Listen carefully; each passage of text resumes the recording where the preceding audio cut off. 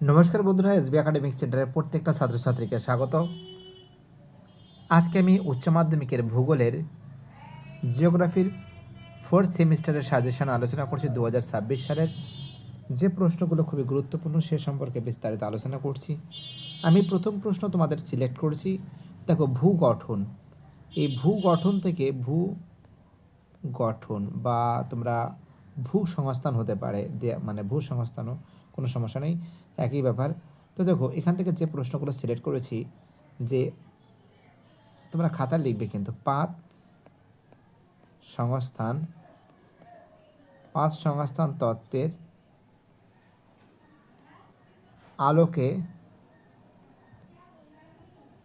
আলোকে ভঙ্গিল পর্বত, খাতা লিখবে কিন্তু উৎপত্তির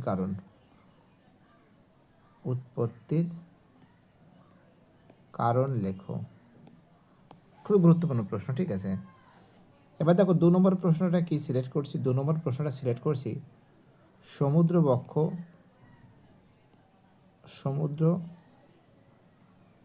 বক্ষের বিস্তৃতির প্রমাণ বা সাক্ষ্য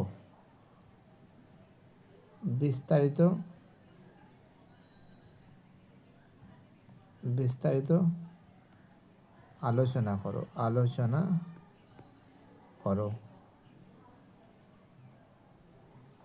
গুরুত্বটা ভালো করে, গুরুত্বটা হয়তো 2-3 নম্বর দিতে পারে। গুরুত্ব ও সমালোচনা, ঠিক আছে, এটা ভালো করে পড়বে। এবার দেখো, আমাদের পরের প্রশ্ন কি বলেছি দেখো। তো দেখো, আমরা কিন্তু প্রাকৃতিক ভূগোলটা দিচ্ছি। আমাদের 3 নম্বরে যে প্রশ্ন আছে, 3 নম্বরের প্রশ্নটা ছিল বিভিন্ন পাত সীমান্তে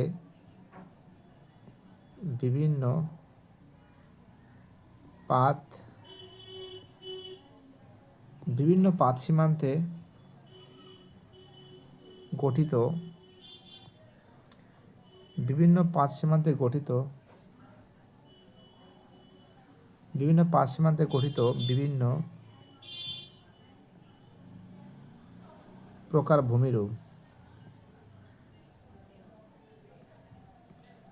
বিভিন্ন প্রকার ভূমিরূপ সম্পর্কে আলোচনা করো।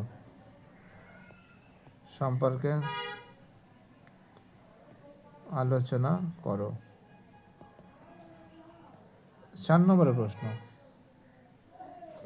দেখো। 4 নম্বরের প্রশ্ন তোমরা কি লিখবে তোমাদের বলছি।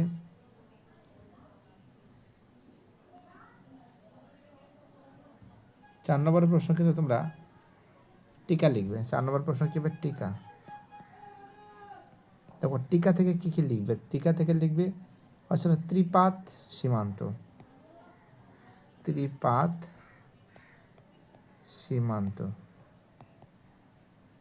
আর তারপর লিখবে মধ্য আটলান্টিক শৈলশিরা। মধ্য আটলান্টিক শৈলশিরা।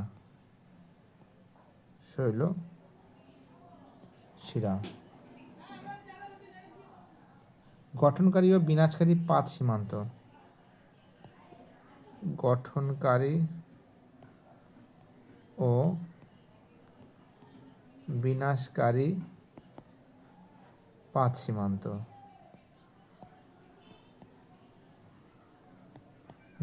ও বিনাশকারী পাত সীমান্ত। তোমরা এগুলো লিখে নাও, পারলে একটা স্ক্রিনশট মারতে পারো, ঠিক আছে। জায়গাটা ধরছে না, আমি অন্য জায়গায় লিখবো, ঠিক আছে। টিকার মতো লিখছি, টিকা আরও বাকি আছে, টিকাগুলো স্ক্রিনশট মেরেছো। এবং তারপরে লিখবে সাবডাকশন জোন। তারপর লিখবে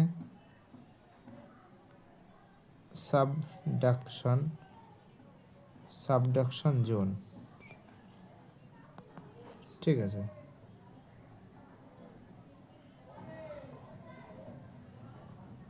দেখো, সাবডাকশন জোন লেখার পরে খুব ইম্পর্টেন্ট প্রশ্ন, তপ্তবিন্দু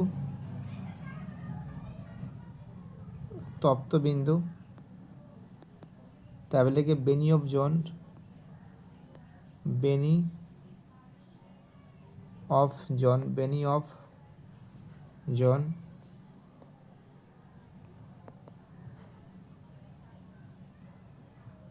বেনি of zone suture line, suture line, ভূমিরূপ গঠনকারী প্রক্রিয়া, ভূমিরূপ গঠনকারী প্রক্রিয়া। ঠিক আছে, এই প্রশ্নগুলো পড়বে এবং তার সঙ্গে এগুলোর টিকা সেগুলো দেখা গেছে যেগুলো দিয়েছে এগুলোর টিকা। এবার দেখো বড় যে প্রশ্ন, এখান থেকে একটা প্রশ্ন আসার চান্স খুব বেশি। 1 নম্বরে তোমরা হিমবাহ লিখবে, হিমবাহ, তারপরে লিখবে নদী, তারপরে বায়ু, তারপরে বায়ু ও জলধারা মিলিত কার্যের ফলে, মিলিত কার্যের ফলে গঠিত ভূমিরূপগুলি আলোচনা করো, গঠিত ভূমিরূপগুলি আলোচনা করো।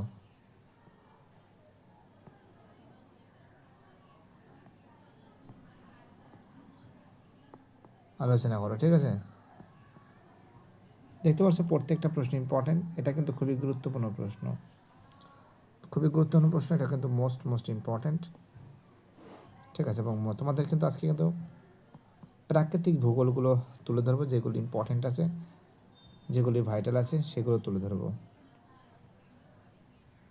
এবং এখান থেকে কিন্তু তোমাদের কিন্তু মাথায় রাখবে চিত্র কিন্তু দিতে হবে। ঠিক আছে, চিত্র কিন্তু দিতে হবে। দেখো এবার দেখো তোমাদের বাকি যে প্রশ্নগুলো আছে, 2 নম্বরের প্রশ্নটা দেখাচ্ছি তোমাদের। 2 নম্বর প্রশ্নটা কি লিখবে, বিভিন্ন প্রকার উপকূলে বর্ণনা দাও। তোমার রিয়া উপকূল, বিভিন্ন প্রকার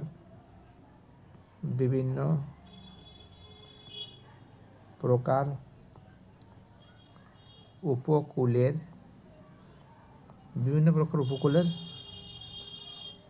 বর্ণনা দাও, বিভিন্ন প্রকার উপকূলের বর্ণনা দাও। ঠিক আছে, এবং তার সঙ্গে লিখবে আর একটা প্রশ্ন, কার্স্ট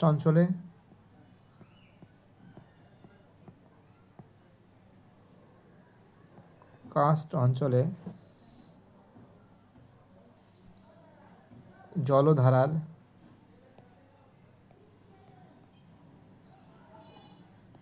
কার্যের ফলে গঠিত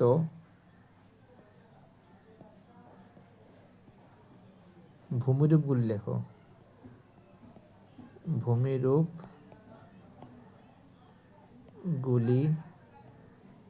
লেখো, ঠিক আছে, চিত্র সহ। ঠিক আছে, স্ক্রিনশট মারো। মেরেছো? চলো আমাদের পরের প্রশ্ন কি বলেছে। 3 দাগের প্রশ্ন, বদ্বীপ গঠনের শর্ত ও বিভিন্ন প্রকার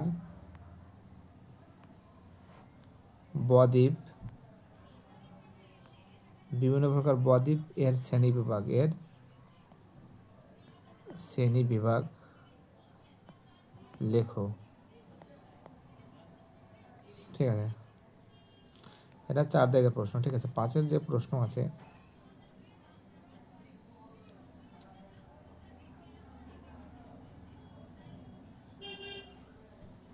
নদী,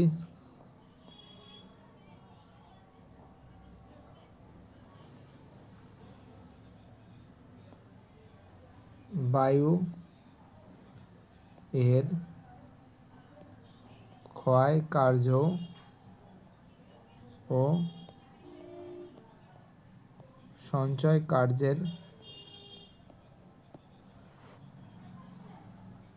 কার্যের প্রক্রিয়াগুলি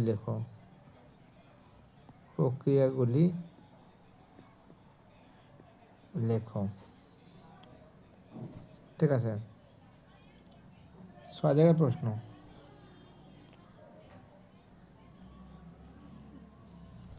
আরও এবার দেখো, তোমরা এখান থেকে কিছু টিকা পড়বে।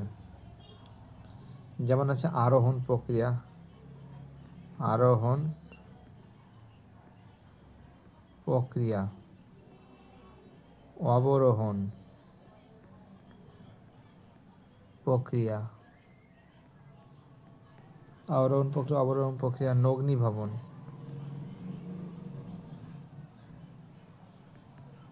পুঞ্জিত ক্ষয়,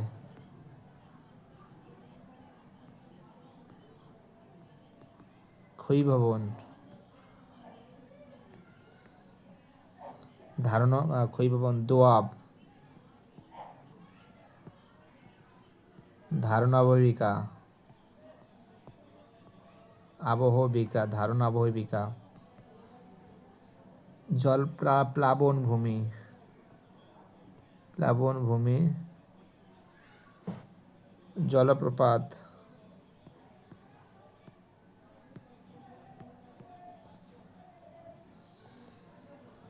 তটভূমি, তট ভূমি, উপকূল রেখা,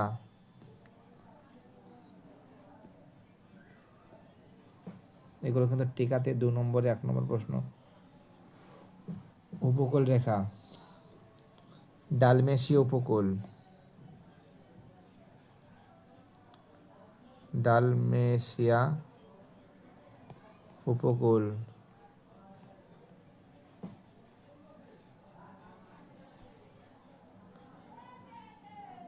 সৈকত ভূমি, সৈকত ভূমি, এগুলো 2 নম্বর। ঠিক আছে, 1 নম্বরে আসতে পারে সৈকত ভূমি, 1+2+3 এরকম দেয় না। চলো স্ক্রিনশট মারো তোমরা, আমি এটাকে মুছে দেবো। দেখো তারপর আরও কিছু টিকা আছে। স্ট্রাক,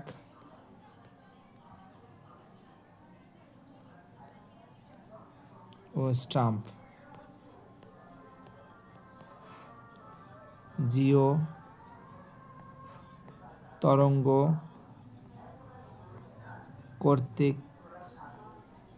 তরঙ্গ কর্তৃক মঞ্চ, খিলান,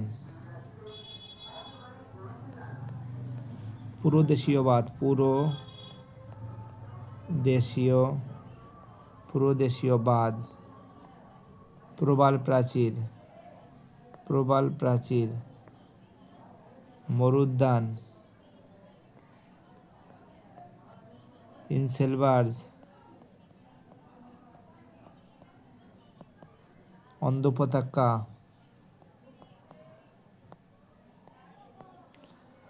গিরিখাত ক্যানিয়ন,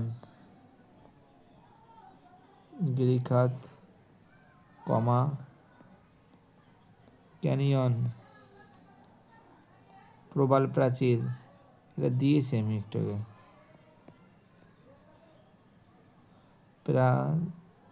চৌদিঘরা প্রাচীর, পুরুদেশীয়বাদ একটা দিয়েছি একটু, পুরুদেশীয়বাদ একই প্রশ্ন বারবার আসছে। ইনসেলবার্স,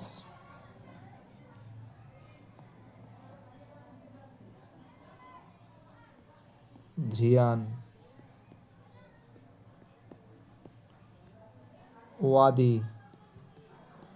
ওয়াদি, প্লায়া, বহির্বিদ্যুৎ সমভূমি, বহির্বিদ্যুৎ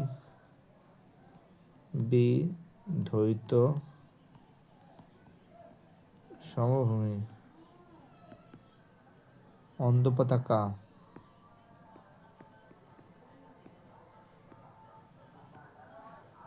শুষ্ক উপত্যকা,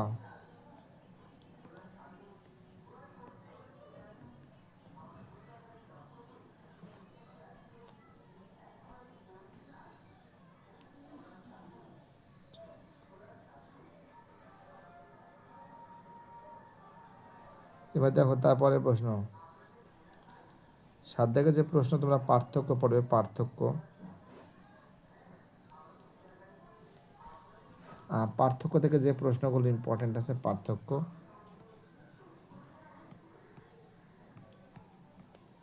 পার্থক্য তোমরা পড়বে গিরিখাত ক্যানিয়ন, গিরিখাত ও ক্যানিয়ন, উৎক্ষিত উপকূল ও নিমজ্জিত উপকূল,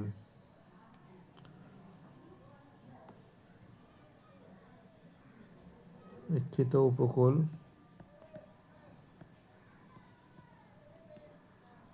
ও নিমজ্জিত উপকূল।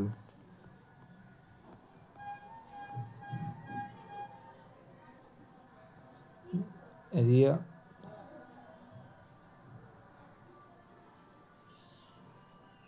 এবং গঠনকারী তরঙ্গ, গঠনকারী তরঙ্গ, গঠনকারী তরঙ্গ ও বিনাশকারী তরঙ্গ, বিনাশকারী তরঙ্গ। অনুদৈর্ঘ্য বালিয়াড়ি, অনুপ্রস্থ বালিয়াড়ি, অনুদৈর্ঘ্য বালিয়াড়ি,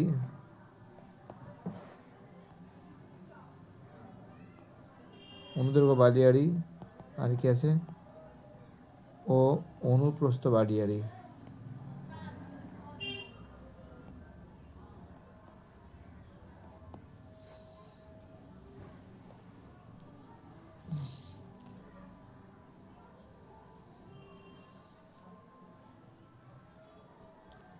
ঠিক আছে,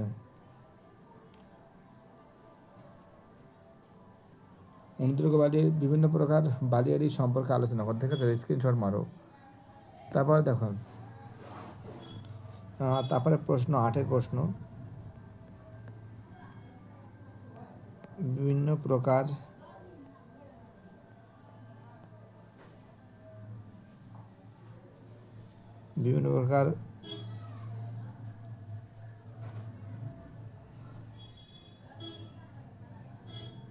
বালিয়াড়ি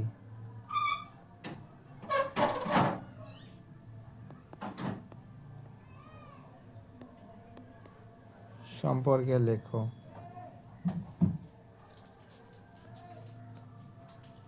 তারপর দেখো ক্ষয় চক্র থেকে কোন প্রশ্নগুলো ইম্পর্টেন্ট আছে। ক্ষয় চক্র থেকে তোমরা যেটা লিখবে, এক দাগের প্রশ্ন লিখবে পুনর্যৌবন লাভ, পুনর্যৌবন লাভ কাকে বলে, পুনর্যৌবন লাভ কাকে বলে ও কয় প্রকার,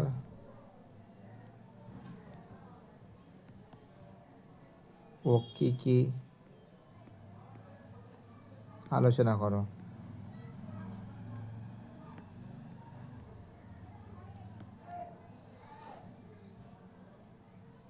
এর ফলে গঠিত ভূমিরূপ চিত্রসহ লেখো, চিত্রসহ লেখো। 2 দাগের প্রশ্ন,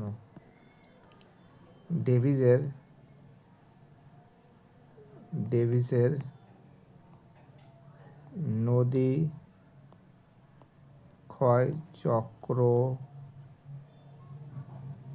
ক্ষয়চক্রের শর্ত লেখো।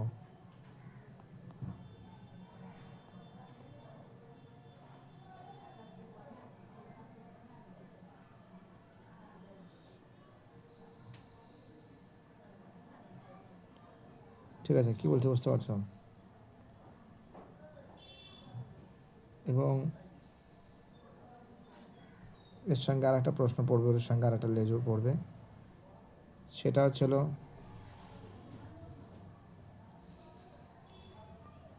ডেভিসের ক্ষয়চক্র, স্বাভাবিক ক্ষয়চক্র।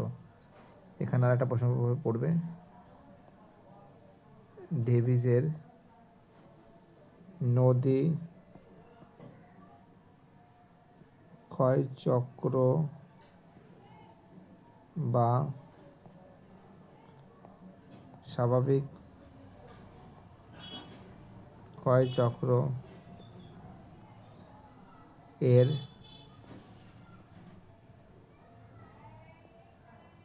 বিভিন্ন পর্যায়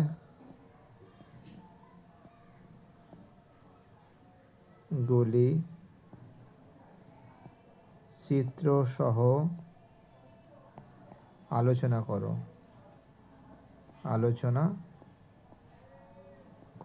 ঠিক আছে, কি বলছো বুঝতে পারছো? এই প্রশ্ন দেখো, এখান থেকে দুটো প্রশ্ন দিচ্ছি। এই দুটো প্রশ্ন কিন্তু মোস্ট ইম্পর্টেন্ট এবং মোস্ট ভাইটাল। ঠিক আছে,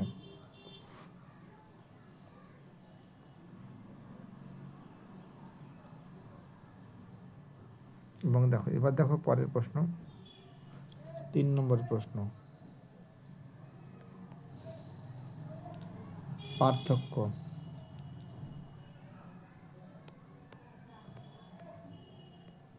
থেকে কি কি পড়বে?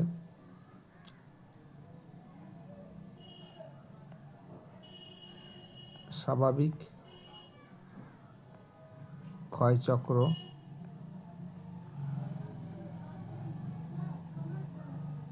ও মরু ক্ষয়চক্র। এতে আচ্ছা, বিতে পড়বে কি বলছি,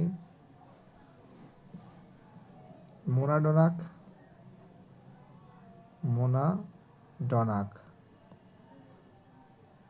ও ইনসেলবার্স।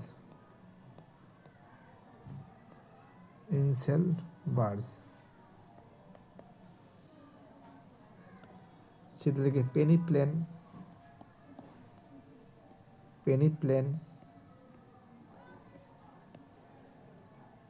ও পেরিপ্লেন।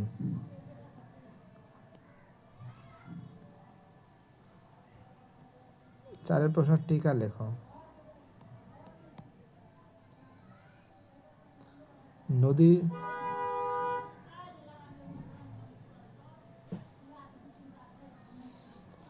প্রথমটিকে সমপ্রায়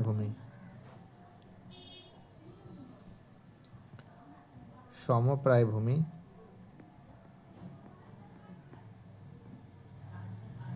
ঠিক আছে, তারপর লিখবে নদীর পুনর্জীবন লাভ।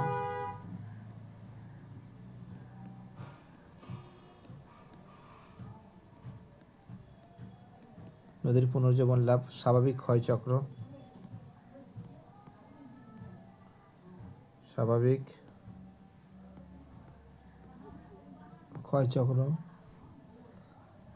ক্ষয়ের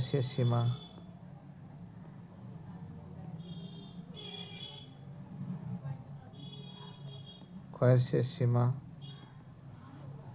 পর্যায়ত নদী।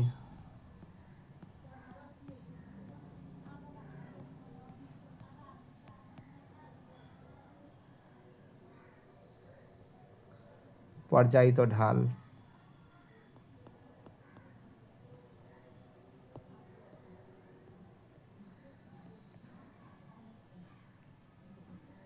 ঠিক আছে, এই প্রশ্নগুলো পড়বে, খুব ইম্পর্টেন্ট প্রশ্ন, খুব ভাইটাল প্রশ্ন। এবার দেখো তোমাদের পরের প্রশ্ন, বায়ুমণ্ডল।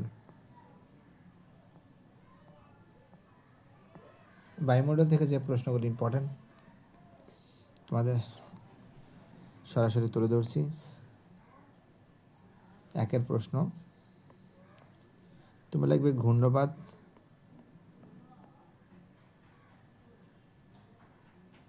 ও প্রতীপ ঘূর্ণবাদ। ঘূর্ণবাতের পার্থক্য।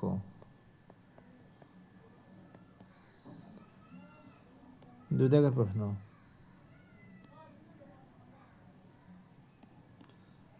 ক্রান্তীয় ঘূর্ণবাদ ও নাতিশীতোষ্ণ ঘূর্ণবাদ।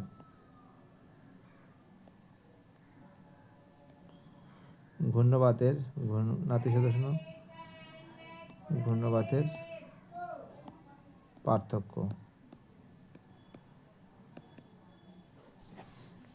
ঠিক আছে,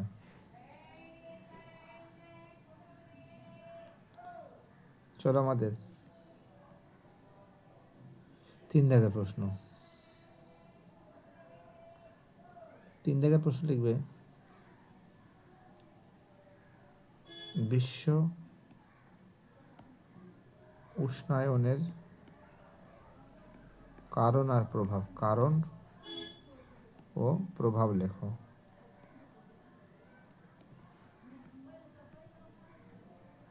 4 প্রশ্ন লিখব প্রধান প্রধান গ্রিন হাউস গ্যাসের গুলি কি কি? প্রধান প্রধান গ্রিন হাউস গ্যাসগুলো কি কি?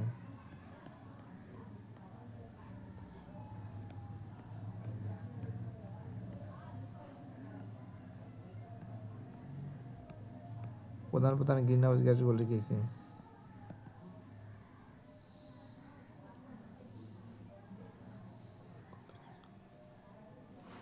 তাহলে লিখবে কোপেনের জলবায়ুর শ্রেণীবিভাগ গুলি আলোচনা করো। গুলি আলোচনা করো।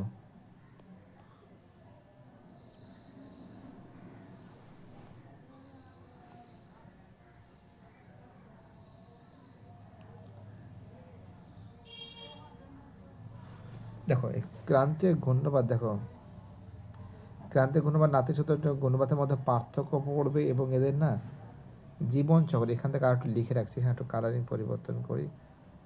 তোমরা এখান থেকে না জীবন চক্র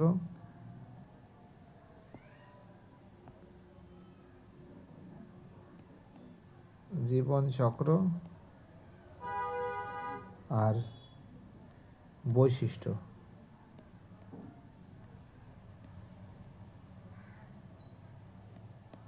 অর্থাৎ আমরা দেখতে পাচ্ছি ক্রান্তীয় ঘূর্ণিপাত ও নাতিশীতোষ্ণ ঘূর্ণিপাতের মধ্যে পার্থক্য পড়বে এবং তার সঙ্গে এর জীবনচক্র বৈশিষ্ট্যটা দেখে যাবে।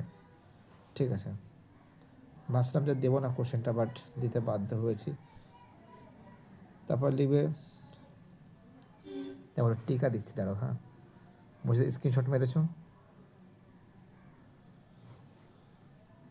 টিকা লেখো। টিকার মধ্যে তোমরা কি লিখবে? ওজন হোল লিখবে, ওজন হোল লিখবে। ঘূর্ণিপাতের চক্ষু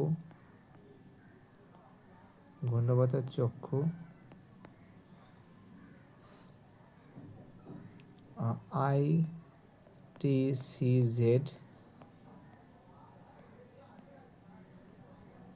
অক্লুশন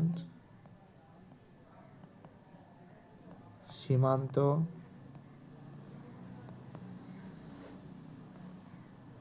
ওজন গহ্বর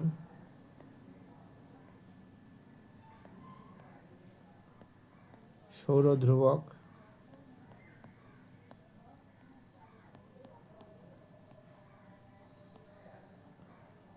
ঘূর্ণিপাতের চক্ষু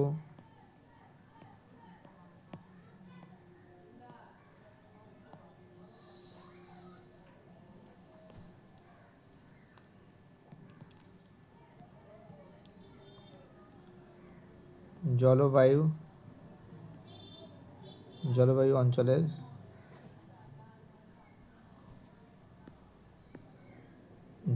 অঞ্চলের বৈশিষ্ট্য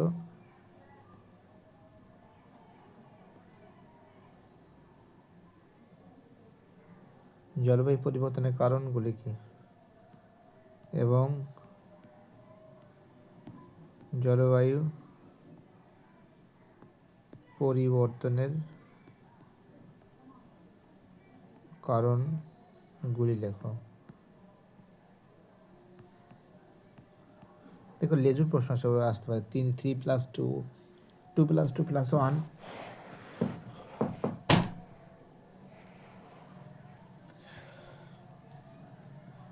ঠিক আছে।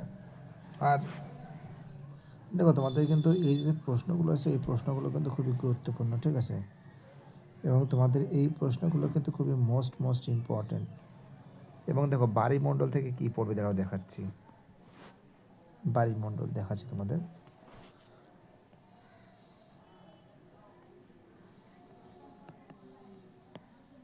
বায়ুমণ্ডলতে লিখবে তোমরা, একটা কথা বলতে পারি তোমাদের, একটা কোশ্চেন দেবো খুব ইম্পর্টেন্ট। প্রশান্ত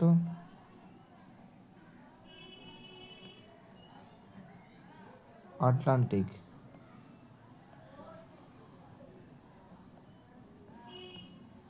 প্রশান্ত আটলান্টিক আর ভারত মহাসাগর, ভারত মহাসাগর,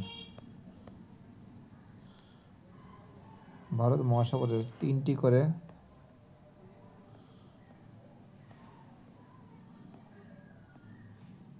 উষ্ণ ও শীতল স্রোত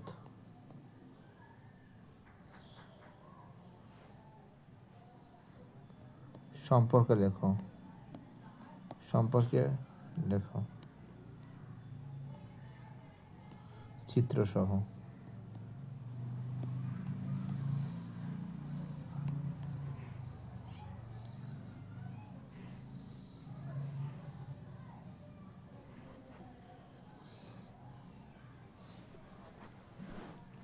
তো একটা প্রশ্ন লেখো, সমুদ্র স্রোত সৃষ্টির কারণ, সমুদ্র সৃষ্টির কারণ ও তার প্রভাব বা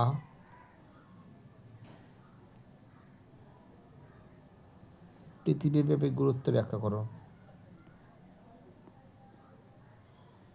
পৃথিবীব্যাপী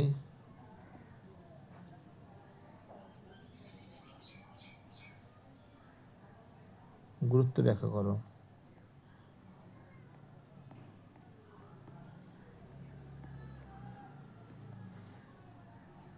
3 দাগের প্রশ্ন,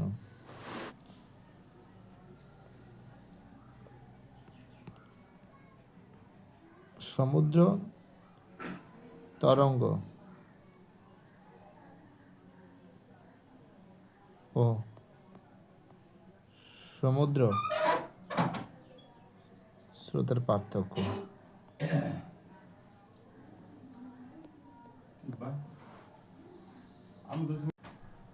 সমুদ্র স্রোতের মধ্যে পার্থক্য লেখো,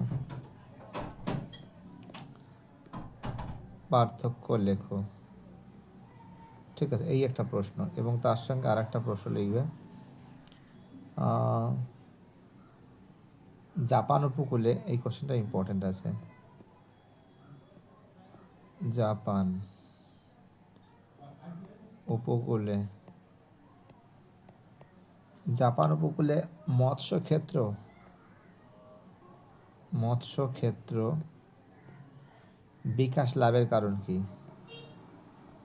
বিকাশ লাভের কারণ কি?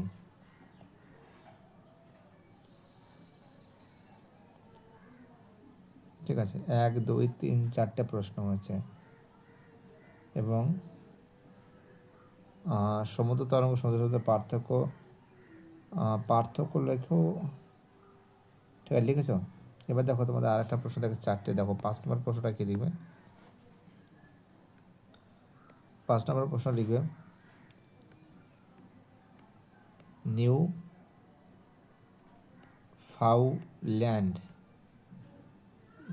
ফাউন্ডল্যান্ড উপকূলে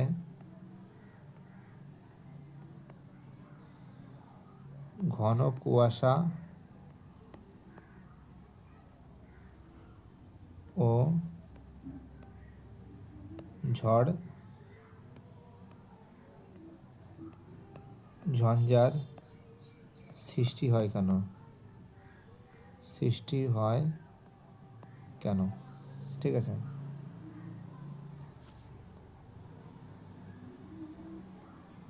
টিকা লেখো।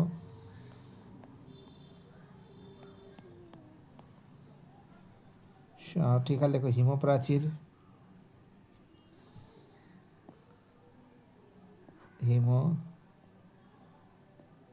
প্রাচীর,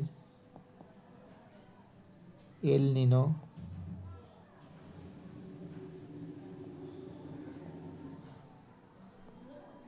লা নিনা,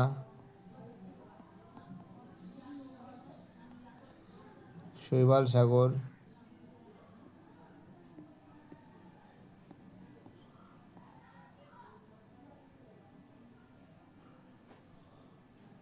হিমশৈল,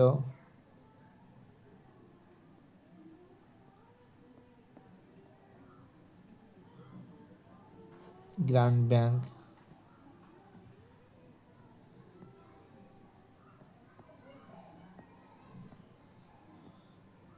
মগ্ন চড়া,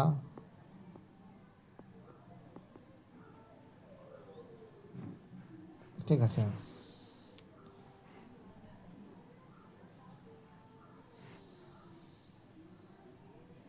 দেখো আমি তোমাদের যে প্রশ্নগুলো বলছি প্রত্যেকটা প্রশ্ন ইম্পর্টেন্ট, প্রত্যেকটা প্রশ্ন ভাইটাল।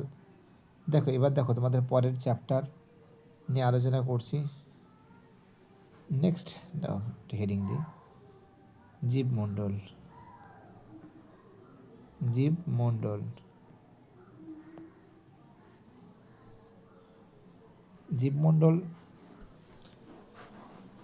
তোমরা যেটা পড়বে, 1 নম্বর প্রশ্ন,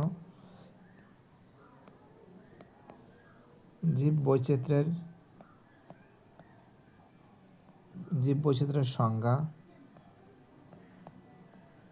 ও বৈশিষ্ট্য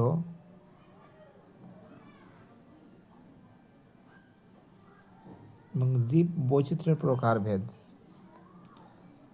এবং জীব বৈচিত্র্যের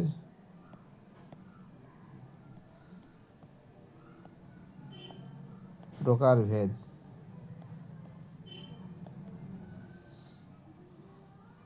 আলোচনা করো।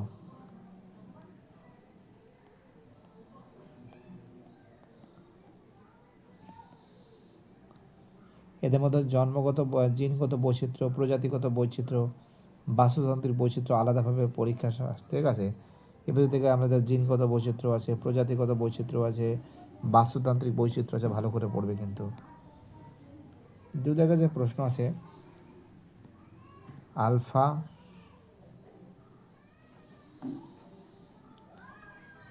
বিটা, গামা বৈচিত্র্যের বৈশিষ্ট্য গুরুত্ব লেখো। বৈচিত্র্যের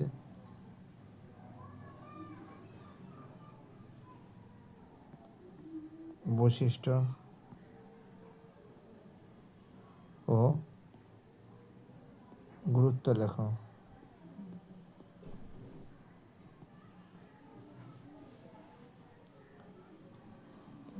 জীব বৈচিত্র্যের বিভিন্ন প্রকার, ঠিক আছে, জীব বৈচিত্র্যের বিভিন্ন প্রকার পরিমাপ উপরি লেখো। এবং এই যে এর যে জীব বৈচিত্র্যের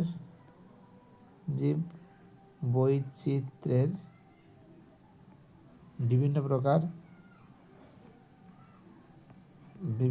প্রকার পরিমাপ গুলি লেখো।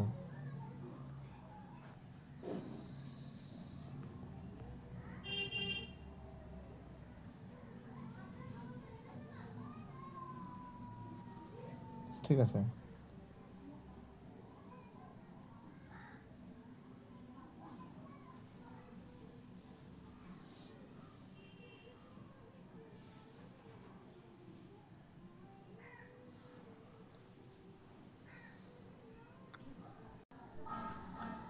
তো দেখো 3 জায়গায় যে প্রশ্ন আছে, 3 জায়গায় প্রশ্ন লিখবে যে জীব বৈচিত্র্য সংরক্ষণ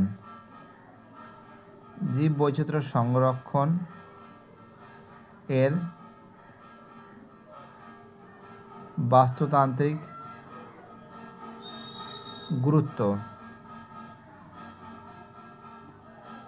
জীব বৈচিত্র্য সংরক্ষণের বাস্তুতান্ত্রিক গুরুত্ব ও প্রয়োজনীয়তা আলোচনা করো।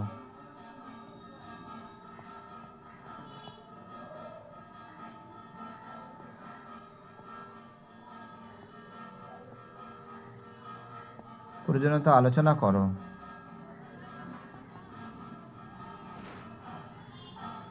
ঠিক আছে, কী বলছে বুঝতে পারছো? এটা ভালো করে পড়বে, স্ক্রিনশট মারো। দেখো 4 দাগের যে প্রশ্ন আছে, জীব বৈচিত্র্য বিনাশের কারণ কি? জীব বৈচিত্র্য বিনাশের কারণ লেখো। বিনাশের কারণ লেখো।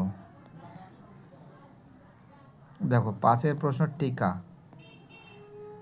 টিকা থেকে কি লিখবে? জীব বৈচিত্র্য সংরক্ষণ আইন, জীব বৈচিত্র্য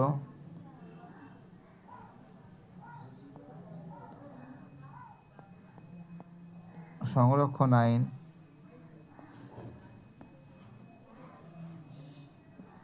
জাতীয় উদ্যান,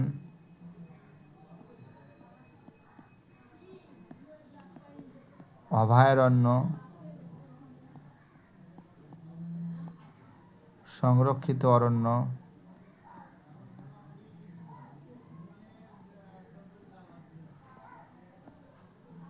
এক্সিটু সংরক্ষণ,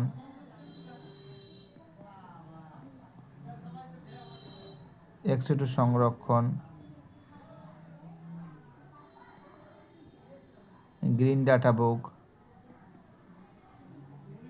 green data book, red data book,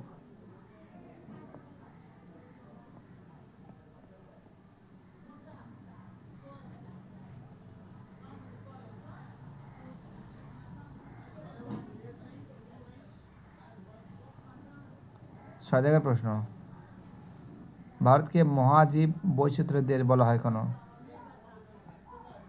ভারতকে মহাজীব বৈচিত্র্যের দেশ বলা হয় কেন?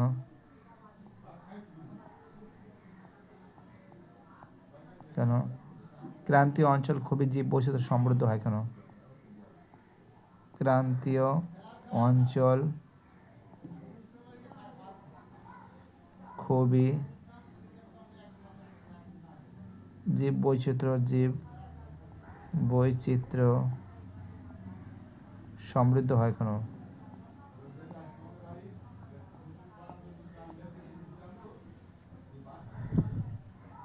দেখতে পাচ্ছ প্রত্যেকটা প্রশ্ন খুবই গুরুত্বপূর্ণ, প্রত্যেকটা প্রশ্ন ইম্পর্টেন্ট। তো দেখো এর পরের দিন তোমাদের কিন্তু বাকি যেটা আছে, জনঘনত্ব, জনসংখ্যা, ঠিক আছে, খাদ্য প্রক্রিয়াকরণ শিল্প, ঠিক আছে,